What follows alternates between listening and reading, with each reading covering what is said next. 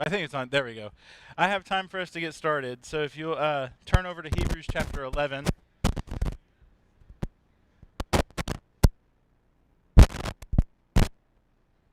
Hopefully that'll fix that. Um, so we're looking at faith, and the argument at the end of chapter 10, the writer is arguing that these people have faith, and because they have faith, they are not going to be those who shrink back and are destroyed, but of those who have faith and preserve their souls. And sort of one of the images that you think of or that you see, like one of the themes in the New Testament is that quote from Habakkuk, the righteous shall live by faith. And you see that here quoted for us at the end of chapter 10, if the righteous will live by faith. And so this idea is that the people of Israel, the people of Jerusalem, in order to survive, they had to go out to Nebuchadnezzar. And so faith sometimes calls us to do things that don't make sense or that we wouldn't normally do. But those who have faith are not the ones who shrink back and are destroyed, but go forward and preserve their souls. And the interesting thing in that picture, if you're thinking back to that moment, that calling out of the city of Jerusalem, the the the safe place is the place that brings destruction. Staying within the fortified city walls is the place where death will happen, and going outside of the city, outside of those walls of protection, is the place where life is preserved, is the place where life happens. And you can sort of see the same thing with Christ, where he is brought outside of the city, which for a while in the Old Testament is seen as a shameful thing. But now in the New Testament, we see ourselves going outside of the city, leaving that safe place, suffering the shame and reproach from a worldly perspective, because to be cast out of the city was a shameful thing. But Christ is brought out of the city where he suffers reproach. We go out of the city now to meet him. And so there's this interesting picture of faith doesn't do what common sense expects. Faith doesn't do what worldly wisdom would dictate. It does what God dictates. Sometimes those things might be exactly the same. Sometimes they're different. Where they're different is where we find out whether we are those who have faith and preserve their souls, or if we're going to shrink back and are destroyed. The tendency then is for us to look at these things and start measuring ourselves in sort of a scale. Am I faithful enough? And I would argue that as we read through this section in chapter 11, one of the reasons why this is here, there are myriad reasons. One of the reasons is because God knows that we tend to be like that. Am I faithful enough? Have I been good enough? Does my good outweigh my bad? This should assuage any doubts that you might have. This section here in Hebrews chapter 11, when we're looking at the people who God calls faithful. Another thing to consider is that these people that God has called out of Egypt, and he argues all throughout the Old Testament, right? Israel, they are his people. If you go back and look at the prophet Amos, there's one item in particular that ought to interest you, that they carried across the Red Sea. Idols. Idols. God brought 10 plagues into Egypt, worked wonders and mighty signs in Egypt against Pharaoh, and then he brought them out. They're between the Red Sea and Pharaoh's army. The Spirit comes in this great wall of fire surrounding them and keeping them safe. In the morning, the wind comes and parts the Red Sea. They walk across on dry ground. And after seeing all of those signs and seeing that wall of fire and seeing the sea split in half, they carry idols across the dry ground. The first thing they build when they get to the base of Mount Sinai is a giant idol. And from that point forward, if you just look at the stories and you watch the details that show up, when David is running away from Saul and he's with his wife Michal, what does she put in the bed? An idol, right? A household idol. David very likely had a big idol in his bedroom. I mean, they may have gone downstairs or wherever it was and grabbed it and lugged it upstairs. But it's big enough, right, that if you're a guard and you like peek through the door, it looks like there's a person in the bed. We're not talking about like a little dashboard idol. I mean, it's life size. And so this is all through the history of these people, and God calls people like David a man after his own heart.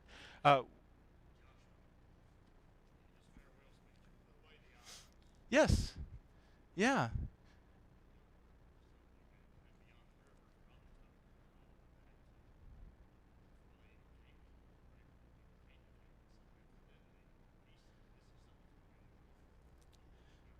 Yes.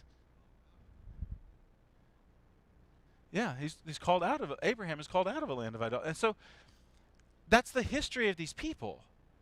Now, we're not condoning that. We're not saying, yeah, it's all right to have your idols. It's okay. God overlooks that. That's not the point. The point is that these people have never been perfectly faithful. Never. There's always been a little part of them, at least, that keeps being drawn back to the world, that wants to do things the way that the world does them. They want to change the altar to look like the nations. They want a king just like the nations. They want idols like they're always being pulled back into the world. And God never says, well, I just give up. Right? You guys aren't 100% faithful. I'm done with you. And when you read through this list, that's another thing that we're going to see. So we looked at Cain and Abel last time. We looked a little bit at Enoch. And now we're going to start going through some of the other patriarchs. And so you get down to verse 7, where it says, by faith Noah, being warned by God concerning events as yet unseen, in reverent fear, constructed an ark for the saving of his house. And by this he condemned the world and became an heir of righteousness that comes by faith. I think that's actually where we stopped last week, talking about how perhaps what wasn't seen is even just rain. I'm surely a global flood, a catastrophic global flood is something that had never been seen up until that point. But maybe even just rain. Because when you read through the text, there's no indication that it had ever rained before. And maybe it did. There's just no indication in the text that it had ever rained before that. And now it's not just a rain, it's the heavens are being split open and water is falling out of them. The fountains of the deep are bursting forth and water is coming everywhere. It's just this picture of water from the top and water in the middle and water in the bottom everywhere and not a drop to drink. And so that's what you've got going on here is this huge cataclysmic flood, and God comes before all that and says, hey, build a gigantic boat. And Noah does it. Why does he do it?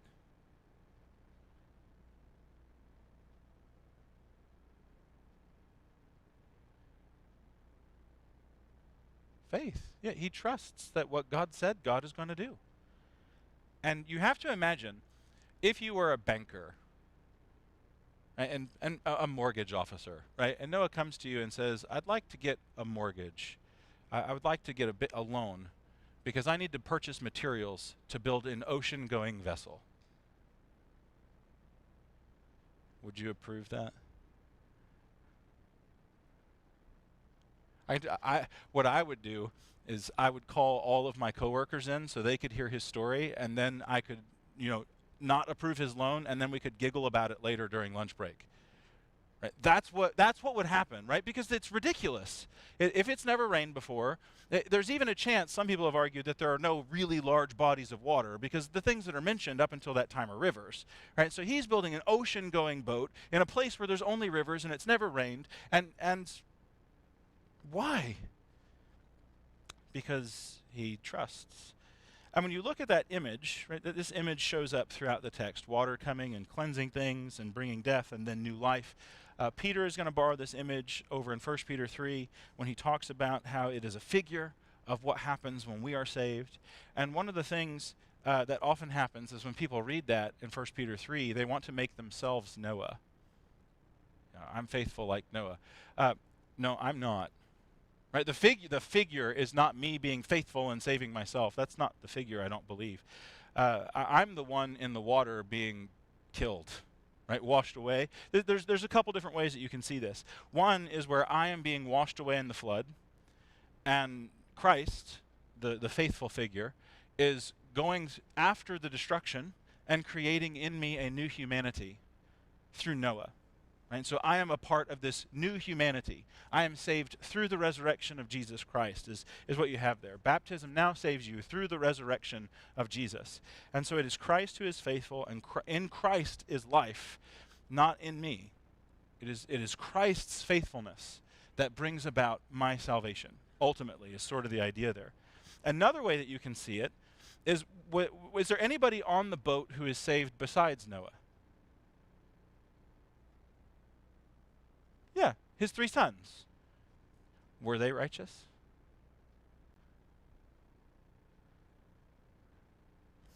When God looked down at the earth, Noah had kids already. How many righteous people were there? 1. Ham, Shem, and Japheth, sorry guys, you don't stack up. But you still get on the boat. How did you still get on the boat if you don't stack up? Because your father was righteous. And so that's another way that you can think of the figure. I get on the boat not because I'm good enough or I did enough to earn my ticket. I get on the boat because the person who built it was righteous. Right? I am saved because I am attached to Jesus, and Jesus is righteous. And so that's another way you can think of the figure. The problem when we look at that is we start translating, we try to understand 1 Peter 3 as saying that you do this and you are faithful enough. And then we start having doubts and saying, well, I don't know if I am faithful enough. I don't know if I'm good enough. The gospel, the reason why it's good news is because we aren't. We aren't faithful enough. We aren't good enough. Now we have to be careful that we don't go to the other end and say, well, nothing matters, right? That's not true either.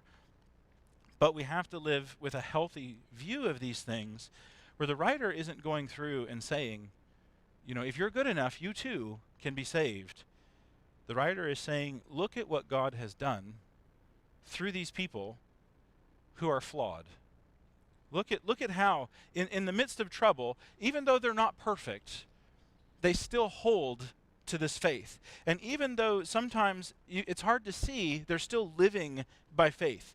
The next one is Abraham. And you start in verse 8. You start looking at Abraham and the things that he did. And there's this call to go out, right? Go to a different place. And so he's changing, in a sense, his citizenship. He's leaving the place of his birth, and he's going to this new place. And it says he went out not knowing where he was going. That's pretty terrifying. And that's sort of, if you want to think about what it means to be a believer, that's sort of how it starts. When you come to have faith in Jesus, you really have no idea where you're going. Right? I mean, big picture sort of end. Abraham knew that he's going to a place that God is going to show him, but the exact location and exactly how he's going to get there, he's not sure. And when you become a believer and you put your faith in Jesus as King and you submit yourself to him, you really have no idea what sorts of things you're going to have to do, what sort of path you're going to have to travel through life in order to be faithful.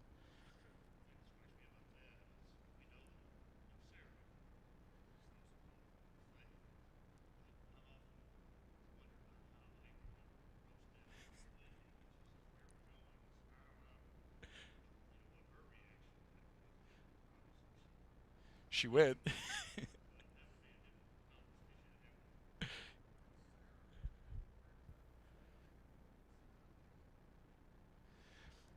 We'll get there.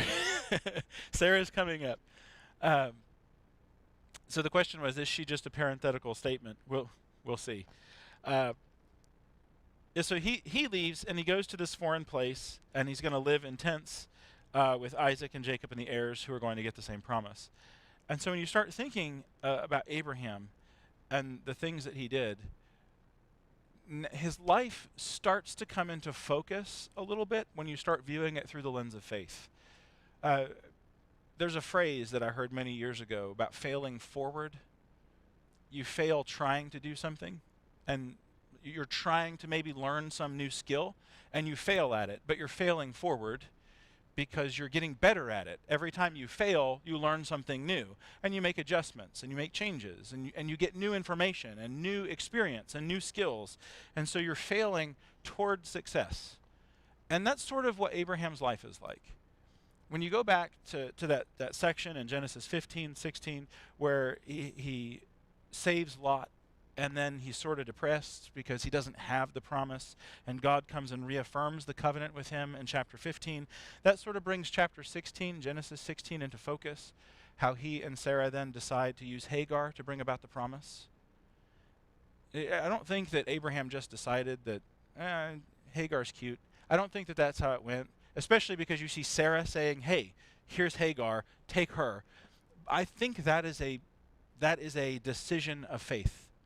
And now, there's a lot of problems that come out of it because the women fight, there's issues with the kids fighting, right? There's a lot of conflict that comes out of that, but it was a faithful mistake. Does that make sense? They knew that Abraham was supposed to have a child, and they just decide to bring it about in a way other than God had planned. And that story then is the consequence of that. But it is a failure forward. And even though they didn't do things exactly the way that God wanted them to, Abraham didn't lose the promise. He was never called unfaithful for these things. Sarah is called a woman of faith. Ishmael is blessed, and his descendants are blessed. And so even though there's this mess that goes on, because that's what people do, that mess comes from an attempt to be faithful. And I think that is probably the charitable way to view what's going on there. And it certainly seems to be the way that it's presented here. Did Abraham do everything right? No, he made big mistakes, lots of big mistakes. But he did them walking faithfully. And this is important. There's a lot of different lessons that we can draw out of this. Because what if there's something like horribly wrong that we've missed? Right? Why are we here this morning? What are we doing here on the first day of the week? Why have we gathered together? I heard somebody say it, to worship. To worship God. That's why we're here. Are there certain things that God has asked his people to do when we gather together to worship him? Yes. Yes, there are. What if we missed one? What if somewhere there's something that we just haven't seen yet or hasn't clicked in our brains yet? What if somewhere there's a passage that talks about high-fiving one another? Or what if the greet one another with a holy kiss thing is like really kissing each other? How many people have you kissed here this morning?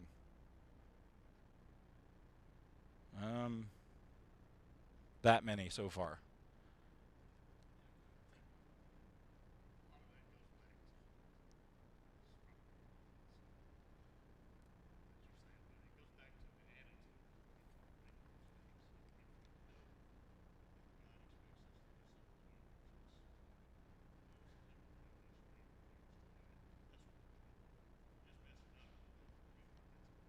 Yes, that's the point. It comes down to the attitude with which, or the attitude present while there might be an omission. Right? Clearly, if we think there's something that we're not doing right or there's something that we've missed, then we need to talk about it, and we need to try and do what God has called us to do. But if there's something that we've just collectively missed or that we collectively misunderstand or we're not doing it good enough, then that is where this element of faith comes in. Yes.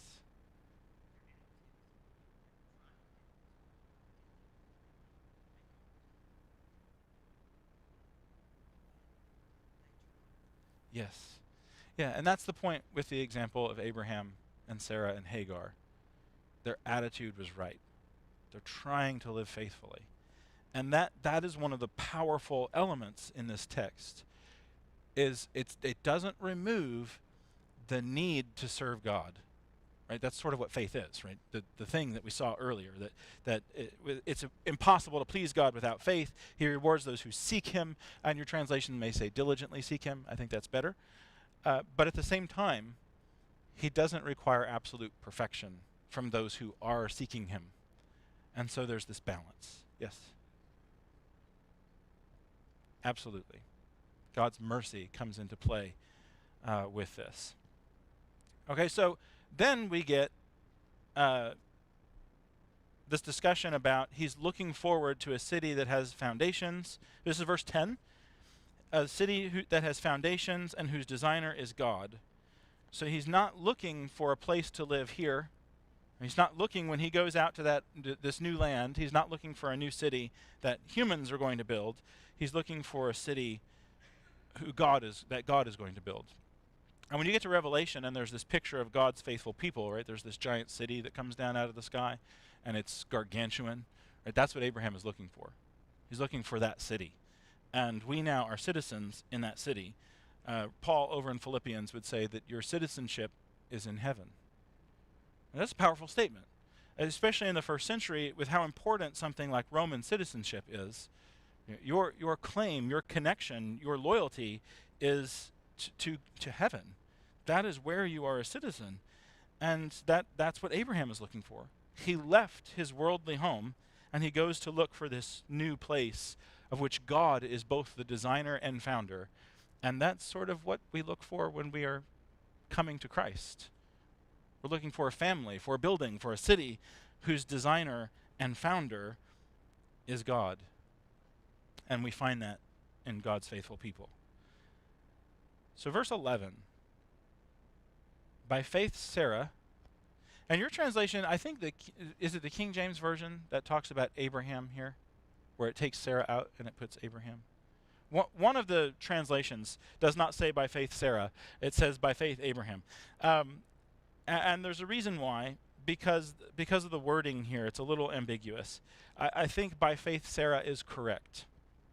Generally speaking, we have to be careful to remove women from the text. There are a couple names in the New Testament that they're female names, but there's also some guys that have similar names. And one of the temptations throughout history is to remove the women and replace them with men. Junius is one. Your translation may say Junius, U-S. It should be Junia. That's a woman over in Romans chapter 16. But the temptation is to replace her with a man because it says really cool stuff about her. Here, the temptation is to remove Sarah and to make this just about Abraham. There is a tendency throughout history, I think because of the curse, to take women out of the story and to minimize women. I'm not accusing anybody here of doing that. I'm not accusing translators who have done that. Maybe, I can't remember which translation it is, of being sexist. It's just something that we have to watch out for, because in the beginning, God made them both male and female in the image of God, and the curse is the destruction of that unity as image bearers of God. And so I think textually and also thematically in the Bible, I think verse 11 should say, by faith Sarah. By faith Sarah herself received the power to conceive, even when she was past the age, since she considered him faithful who had promised. And so what's interesting is that in that narrative, and you can see this really in Genesis 16, where Sarah is the one who sort of sees it as her obligation, right? It's her duty to find a way for Abraham to have this child. And since she apparently can't do it, she offers her handmaiden in her place. And so here is Sarah. She sees this. I'm part of this promise. I have equal part in this. And in a sense, you can even say the greater part, because she is going to be the one bearing the child and rearing the child and doing those things. But Sarah has to believe too. Right? Abraham is not going to magically have a child fall out of the sky. Sarah is involved in this process, and she also has to believe. And when she first hears the news, what is her response? She laughs, right? Because she's past the age of childbearing. And so when somebody comes to her and says, you will have a child, is actually talking to Abraham and she overhears, the response is to laugh because it's ridiculous. And then somebody says, I heard you laugh. And what does she say? Oh, no, I didn't. Oh, yes, you did.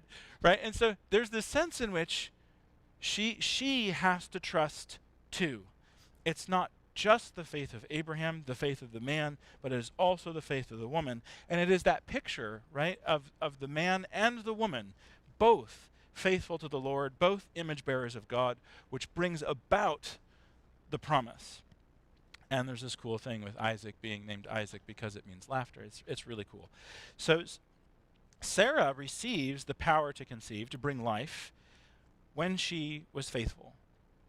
And that's really neat because it's like the restoration of the promise. And you go back to the garden, why is the woman called Eve?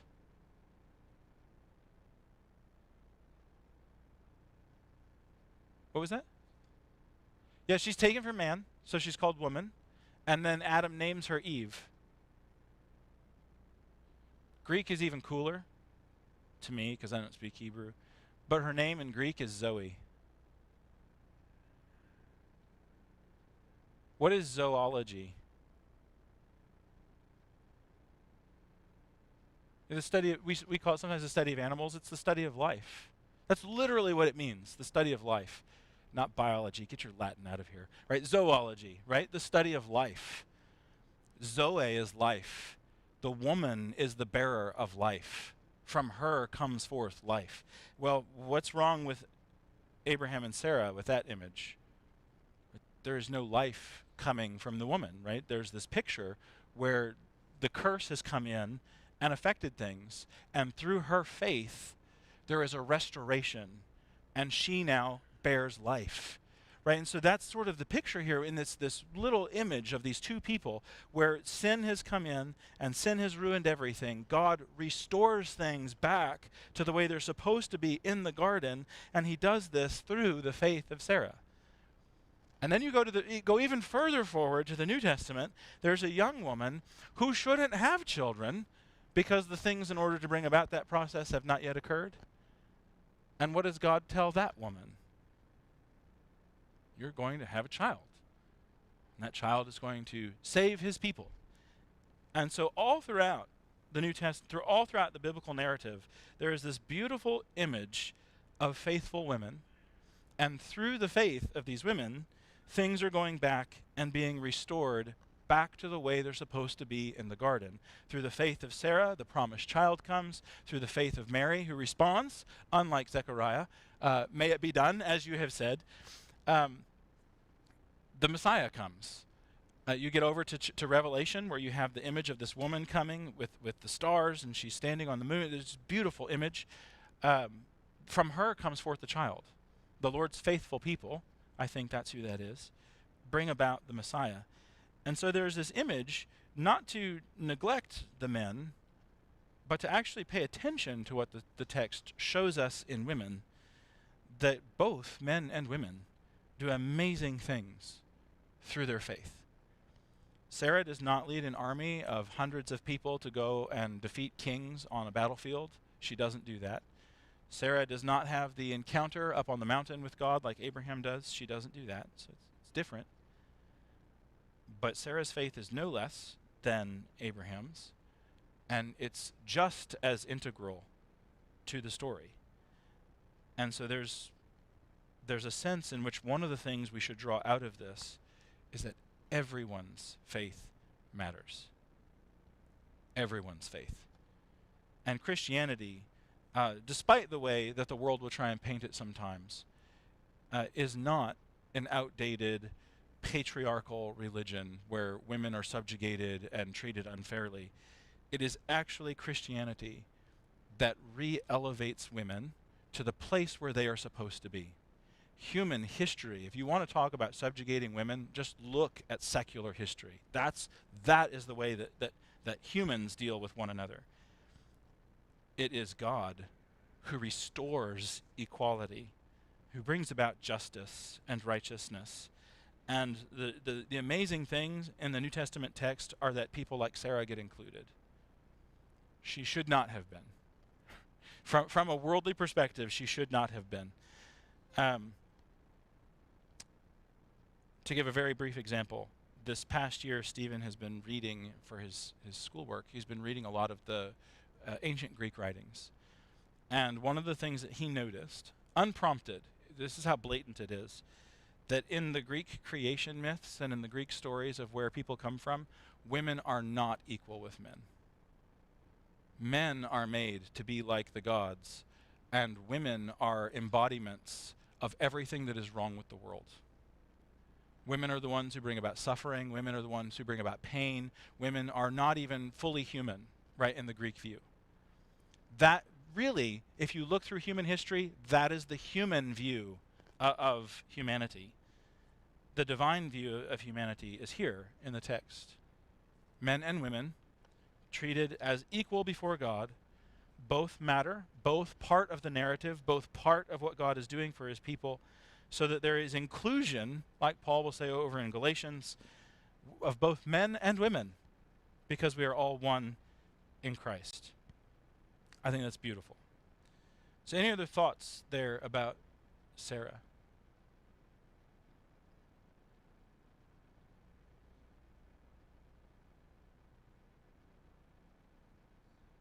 Yes.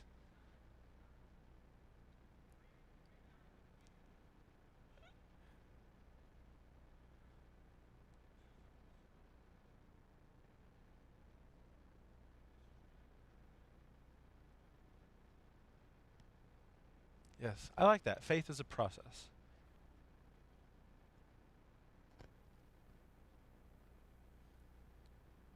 Right? So the result of their faith, Abraham and Sarah together, from one man and him as good as dead were born descendants, as many of the stars of heaven and the innumerable grains of the sand of the seashore. So God kept his promise. Sort of like you were saying, it's a process. It starts with that one child, Isaac. It goes then to his children and their children and on and on and on. And God brings about the process over an expanse of time. It takes much longer than Abraham and Sarah both would have preferred, but God's timing is not our timing. And in the end, he keeps his faith.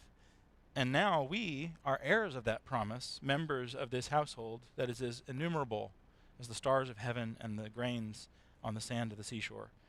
And so in verse 13, these all died in faith, not having received the things promised, but having seen them and greeted them from afar.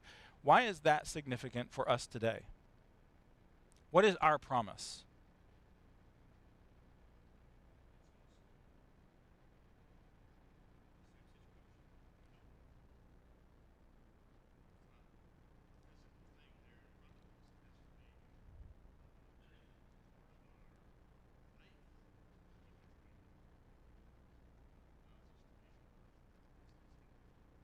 Yeah. Yes. Yes. Our faith is what allows us to see the promises. That's back at the beginning of chapter 11. It is the reality of things as yet unseen. We don't see the actual event. We don't see resurrected people yet.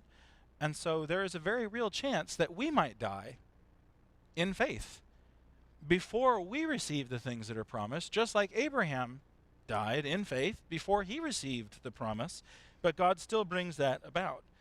And so the fact that God might not bring about certain promises in my short span here on this here in this place doesn't mean that God's not keeping his promise.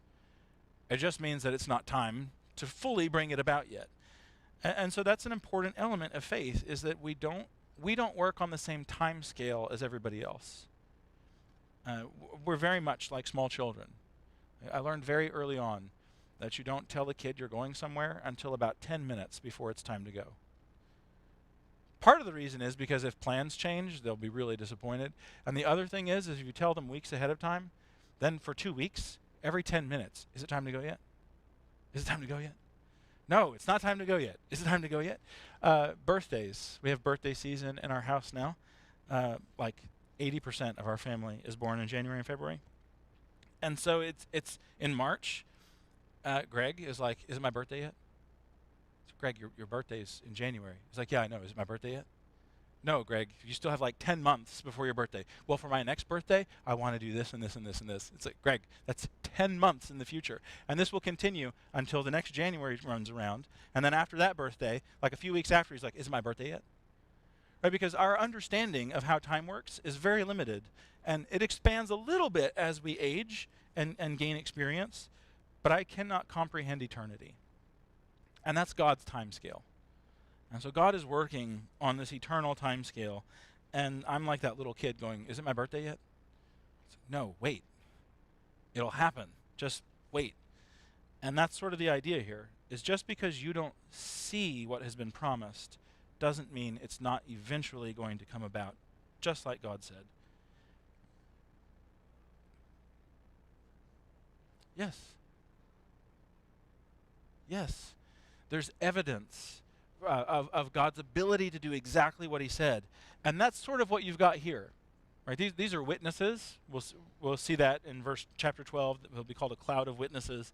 These are witnesses being called forward to testify about God's power and about God's ability to keep his promises to his faithful people. And that's what you see here.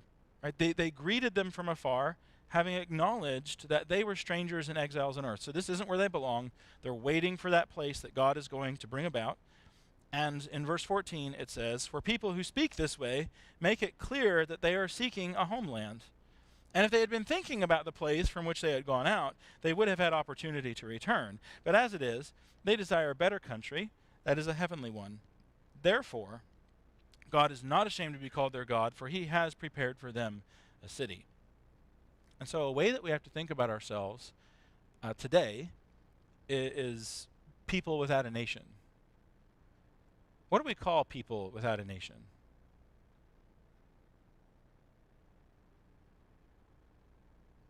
It depends on where you're from, I think. Some people call them gypsies. I think that's not a nice word now.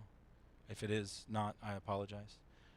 There is the Wendt, W-E-N-D-T, is like this migrant group of people that don't have a nation and they sort of go around and live wherever.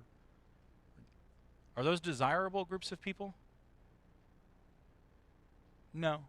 Not historically speaking. Nations don't like people who claim not to be part of their nation living in their nation. They just don't like that. The idea, this fear of the foreigner, right, that's in every country.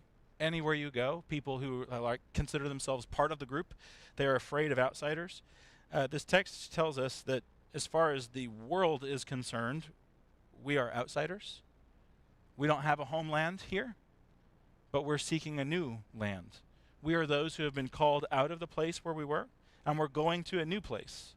That makes us pilgrims, sojourners, travelers, or whatever word you would use to describe a group of people that have no home, right? No place where they go back to. There are, throughout human history, there are people who refer to the place of their birth as the motherland, the fatherland, the home country, all of these places, and it shows where they gain their identity from, doesn't it?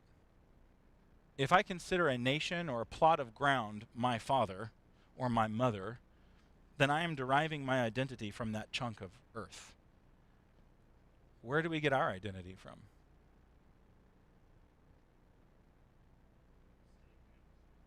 Yeah, a city we haven't seen.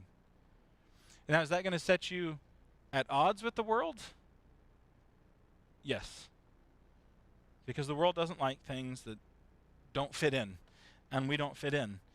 Does it mean that we have no obligations to the nations in which we find ourselves? No. But it does mean that that nation is not your identity. This city that God is giving us, which in the ancient world is really, you can think more like terms of nation, this is our identity.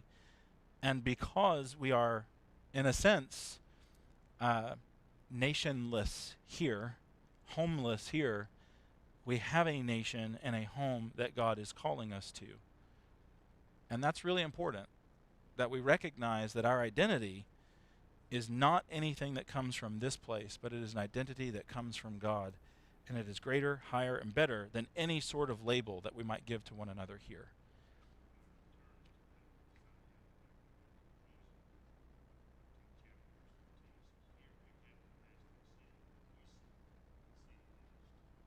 Yes. So the right.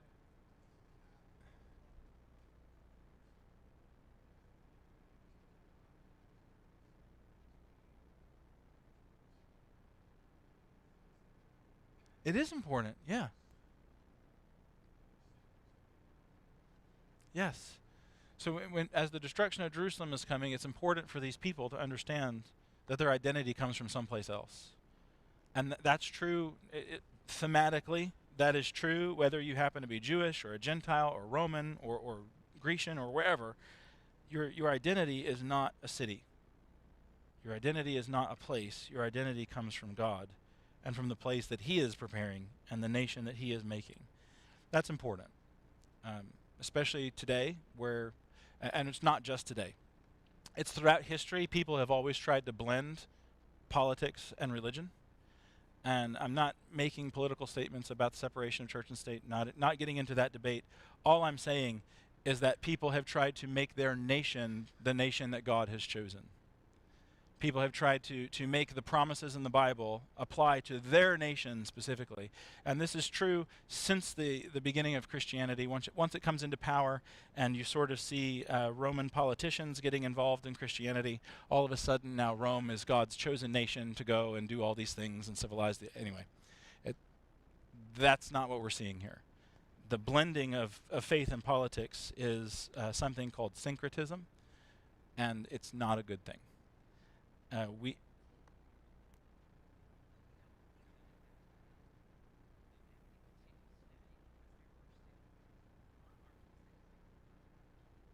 Yes.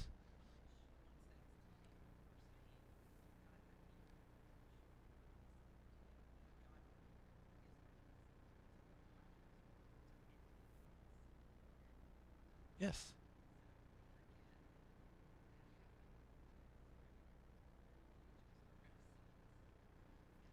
Yeah, through today.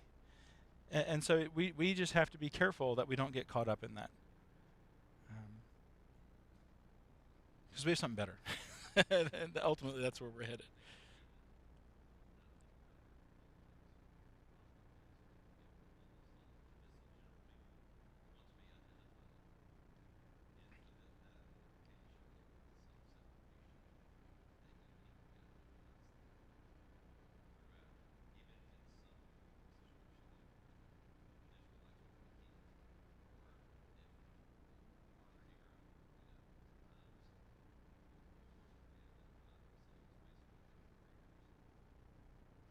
Yep.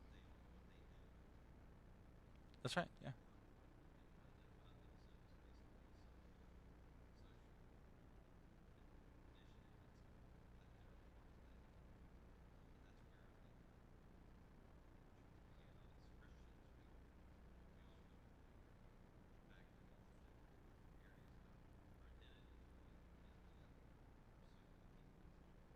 Yes. That's a great way to think of it. Is there's always something that we try to identify ourselves with, and our identity is in Christ. And I think that encapsulates the idea that we're seeing here. And when you're going to move through the rest of these things, you get to Abraham offering Isaac, which we'll start with next week. We're about to run out of time. There's just never enough time to cover Hebrews. When you start seeing how this turns into reality on the ground, the only way that somebody like Abraham can offer Isaac is if he truly believes the things that God has said. And if he understands that the God he is dealing with is greater and larger than anything that he could possibly do by himself. And that really then sets the scene. If our identity is in God, then the rest of chapter 11 can happen. And so let's pick up there next time. Thank you for your comments, and I look forward to talking about these things next week.